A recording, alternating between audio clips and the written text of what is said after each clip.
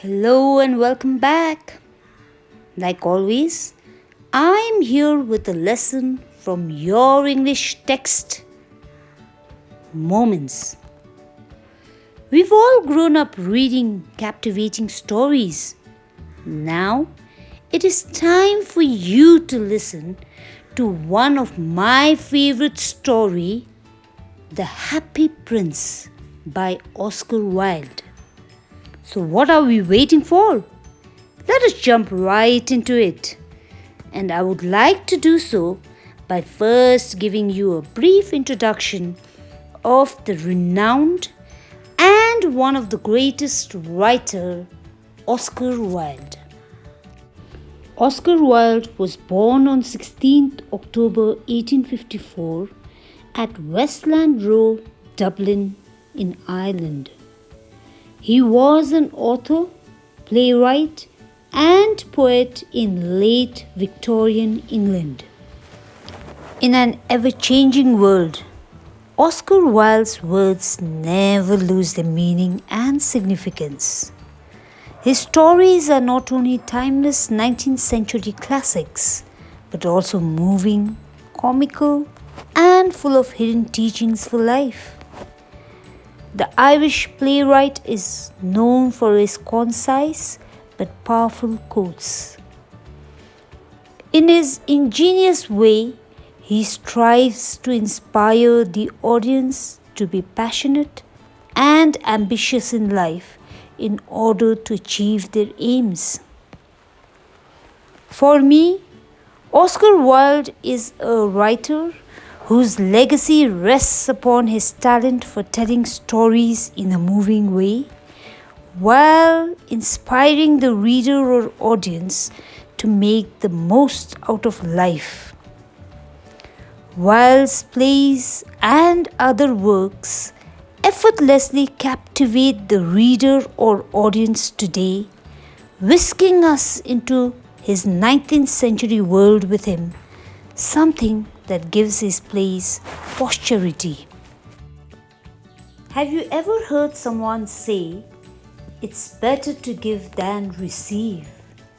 They could have been referring to any number of things, like giving a gift, helping someone at work, or volunteering for a worthy cause. The main character in a story, the Happy Prince, sure thought so. He was willing to give up his greatest possessions for the benefit of people who were hurting and less fortunate. Let's take a closer look at this tale involving a princely statue and a friendly swallow. When our short tale opens, we are introduced to the Happy Prince, an ornate statue situated high above on a pole overlooking the city. He boasts a sword with a ruby on its handle, sapphires for eyes, and delicate leaves of gold covering his entire body. The townspeople are proud of the statue and admire the warmth and beauty that it gives off.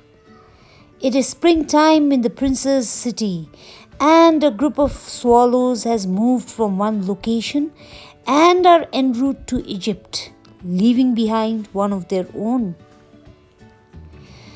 This particular swallow, the second protagonist, or the hero as you may call him, has fallen in love with a local reed bird. They spend all spring and summer together, but their love is short-lived and the broken-hearted swallow starts making plans to rejoin his friends. After a solid day of flying, the swallow is exhausted and begins to look for a place to rest. He happens upon the prince and decides to make his bed there for the night under the shelter of the statue. Just as he is settling down, a drop of water falls on him. The swallow is confused. There's not a cloud in the sky. It's then that he looks up and realizes the eyes of the Happy Prince are filled with tears. The swallow is confused. How can the Happy Prince be sad? The prince tells the bird that he was not acquainted with tears when he was alive because everything around him was wonderful. Now that he is up high above the city, he can see the sadness and troubles of the people, and his heart is sad. Now, when he was dead, the people had put him so high in the form of a statue on a pedestal that he could see the people living in misery, lack of food, hunger, money, homelessness. Now, when the statue's heart was made of lead, a metal, although it didn't have any feelings, then also when it saw all the sadness, it became sad and wept. Far away, continued the statue in a low musical voice. Far away in a little street there is a poor house. One of the windows is open, and through it I can see a woman seated at a table. Her face is thin and worn, and she has coarse red hands all pricked by the needle, for she is a seamstress. She is embroidering flowers on a satin gown for the loveliest of the queen's maids of honor to wear at the next ball. In a bed in the corner of the room, her little boy is lying ill. He has fever and is asking his mother to give him oranges. His mother has nothing to give him but river water, so he is crying, "Swallow, swallow, little swallow, will you not bring her the ruby out of my sword hilt? My feet are fastened to this pedestal, and I cannot move." The swallow did not want to go, as it was very cold. But the happy prince looked so sad that the little swallow was sorry, and he agreed to stay with him for one night and be his messenger.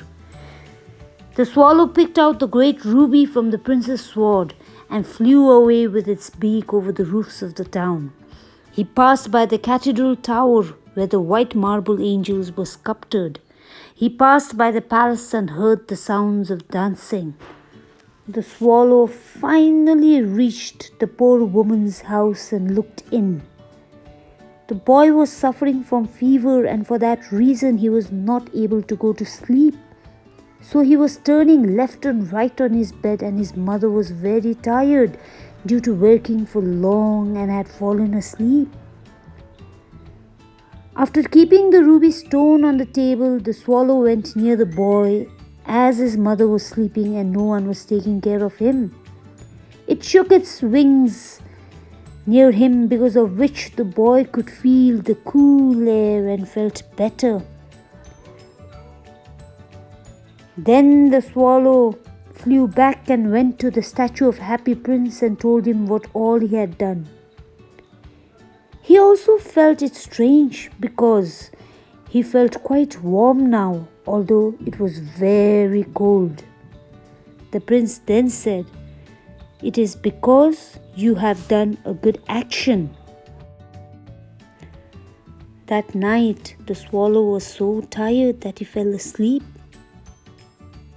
When day broke, he flew down to the river and had a bath, and he thought that tonight he would go to Egypt. So he visited all the monuments and sat a long time on top of the church steeple. When moon rose, he flew back to the happy prince and sought permission to leave for Egypt. The prince then requested the swallow to stay with him for one more night, and the swallow replied that he needed to go to Egypt because his friends were there. It was then that the prince started saying that far away across the city, he could see a young man in a garret. A garret is a small dark room at the top of a house. So basically, this young man was so poor that he had not taken bath for a long time, and his lips were red like a pomegranate, and he had big dreamy eyes, which means that the boy was very ambitious and hardworking. He was trying to finish a play for the director of the theatre, but he was too cold to write any more, since there was no fire in the grate, and hunger had made him so faint. He requested the swallow to take out the sapphire from his eyes and hand it over to the man. Those sapphires were very rare since it had been brought from India 1,000 years ago. The swallow was very sad and he said that he could not do so, to which the prince was very angry and he ordered the swallow to do what he had told him to do. So finally, the swallow gave up, took out one eye out of the prince's eye, that is the sapphire, and flew to the young man's garret. There was a hole on the roof of the room, so the swallow entered the room through that hole. The boy was sitting with his head on his hands, and that's why he did not hear the flutter of the bird's wings. And when he looked up, he saw the sapphire stone lying on the dried flowers. When the boy saw the beautiful stone, he felt that some person who praised him had sent a gift for him. So he thought that with this he could now finish his play. The next morning, the swallow bird flew down to the harbor and sat on the mast of a ship. And when it was night, he flew back to the happy prince to bid him goodbye. The prince requested the swallow to stay with him for one more night. The swallow said to the happy prince that the winter season had started and after some time it would start snowing. The weather in Egypt was warm, so he told him to let him go to Egypt. It was then that the happy prince started narrating another story. There stands a little match girl whose matchsticks had fallen in the gutter and got wet. All her matchsticks were spoilt, so she could not sell them and she would not earn any money. And when she would go home without money, her father would get angry and beat her. For this reason, the girl was crying. Further, the prince said that she was not wearing shoes or stockings and she had not covered her head. She was very poor. So he said to the swallow to take out another sapphire from his eyes and give it to her so that her father didn't beat her. The swallow agreed to stay with him for one more night, but he refused to take out another sapphire because if he did that, then the happy prince would be blind. Again, the prince told Swallow to do what he had ordered him. So the swallow plucked out the prince's other eye and darted down with it. He swooped past the match girl and slipped the jewel into the palm of her hand. "What a lovely bit of glass!" cried the little girl, and she ran home laughing. The swallow then came back to the prince and said, "You are blind now, so I will stay with you always." But the prince said to the swallow that he should go to Egypt. "No, I will stay with you always," said the swallow, and he slept at the prince's feet. The happy prince said to the swallow to tell him of the wonderful things and also about the sufferings of the people. So he asked the swallow to go and let him know what he saw while flying over the city. All the next day, the swallow sat on the prince's shoulder and told him stories of what he had seen in strange lands. The happy prince said to the swallow to tell him wonderful things, but also he wanted to know who all were sad in his kingdom. So he asked the swallow to go and let him know what he saw while flying over the city. So the swallow flew and took a round over the city and saw that the rich people were living happily in their beautiful houses and they were partying while the poor people were begging and sitting outside the gates. Then he went to the dark lanes where there was no light also, and the poor people lived there. He saw the children hungry due to which their faces had turned white. Further, the swallow saw two little boys under the archway of the bridge. They were lying very close to each other so they could keep each other warm. Then he flew back and told the prince what he had seen. The happy prince told the swallow that his whole body was covered with fine gold.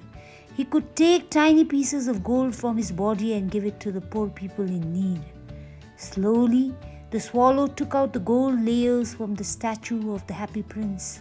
And as he removed the layers of the gold, the happy prince's statue started looking dull and grey. Finally, it started snowing, and when a lot of snow fell, everything froze. Everyone was wearing clothes made of fur. Some children were wearing red-colored caps and were roaming here and there. But the poor little swallow grew colder and colder. He did not want to die, so he used to go to the bakery. He picked up the crumbs outside the baker's door when the baker was not looking and tried to keep himself warm by flapping his wings. But at last he knew that he was going to die. He had enough strength to fly up to the prince's shoulder once more.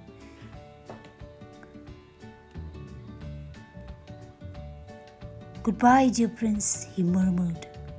"Will you let me kiss your hand?" "I am glad that you are going to Egypt at last, little swallow," said the prince. "You have stayed too long here, but you must kiss me on the lips, for I love you."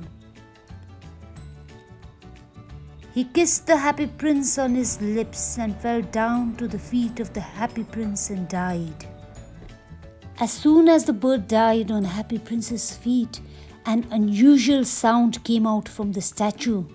The sound was of the breaking of the statue's heart, which was made up of lead.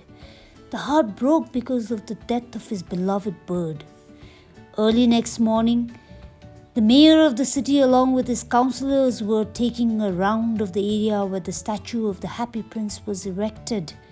And when he crossed the statue and looked up at it, he said that the statue of the happy prince looked shabby indeed.